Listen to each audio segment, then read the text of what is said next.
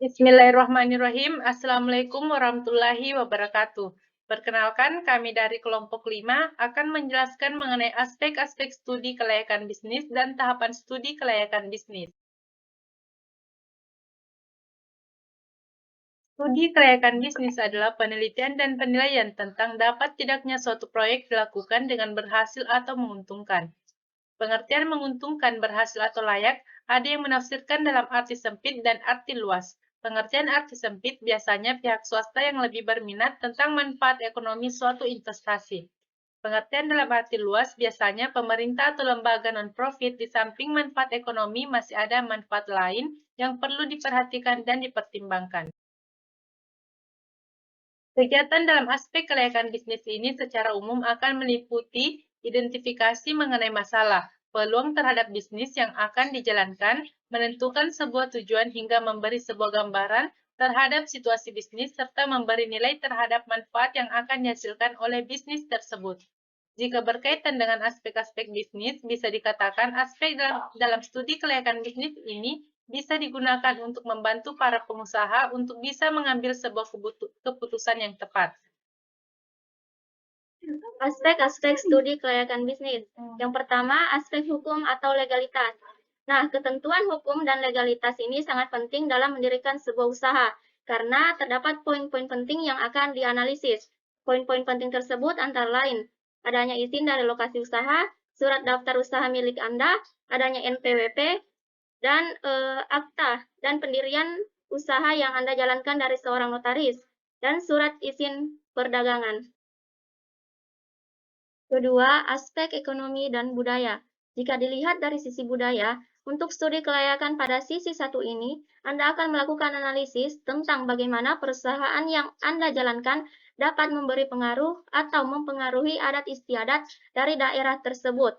Tetapi, jika dilihat dari sisi ekonomi, aspek dalam studi kelayakan bisnis ini, Anda perlu melakukan analisis tentang bagaimana sebuah perusahaan bisa memberikan sebuah dampak pada tingkat pendapatan per kapita yang dihasilkan pada wilayah di mana tempat perusahaan itu didirikan. Pasar dan pemasaran merupakan aspek dasar yang diteliti dalam studi kelayakan. Analisis yang dilakukan pada aspek ini akan menjawab pertanyaan, apakah produk yang dihasilkan oleh perusahaan memiliki peluang pasar? Untuk menjawab pertanyaan tersebut, ada beberapa hal yang harus diperhatikan, yakni potensi pasar, jumlah konsumen, daya beli masyarakat, segmentasi, situasi persaingan di industri tersebut, dan lain-lain. Studi kelayakan juga turut menyertakan aspek manajemen sebagai aspek dasar yang harus dianalisis. Aspek ini berkaitan erat dengan operasional perusahaan, baik itu pembangunan maupun pengembangan. Dari semua aspek yang dianalisis, aspek manajemen memiliki cakupan yang sangat luas. 5. Aspek keuangan. Bagi sebagian bisnis, modal adalah hal utama yang harus dimiliki sebelum membangun sebuah bisnis. Maka dari itu, aspek keuangan menjadi hal yang menentukan bisnis Anda berjalan lancar atau tidak ke depannya.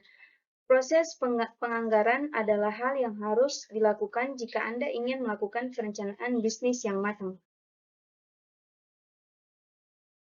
Tahapan studi kelayakan bisnis. Yang pertama yaitu menentukan ide. Agar dapat menghasilkan ide bisnis yang laku di pasaran dan menguntungkan, diperlukan penelitian yang terorganisasi dengan baik serta dukungan sumber daya yang memadai. Yang kedua yaitu penelitian. Setelah ide bisnis dipilih, Anda harus mengumpulkan, mengolah, menganalisis, menginterpretasi hasil, mengumpulkan, dan membuat laporan hasil. Yang ketiga yaitu evaluasi. Membandingkan ide bisnis Anda dengan satu atau lebih standar lainnya sesuai dengan studi kelayakan bisnis. Pengurutan usulan yang layak. Jika terdapat lebih dari satu usulan rencana bisnis yang dianggap layak, perlu dilakukan pemilihan rencana bisnis yang mempunyai skor tertinggi jika dibanding usulan lain, berdasarkan kriteria penilaian yang telah ditentukan. Rencana pelaksanaan. Setelah pelaksanaan bisnis dipilih, perlu dibuat rencana kerja pelaksanaan pembangunan proyek, mulai dari penentuan jenis pekerjaan, jumlah dan kualifikasi karyawan, ketersediaan dana dan sumber daya lain, serta kesiapan manajemen. Pelaksanaan agar selalu bekerja selalu efektif dan efisien dalam rangka meningkatkan laba perusahaan dalam operasional perlu juga mengevaluasi bisnis dari fungsi keuangan, pemasaran, produksi, dan operasi.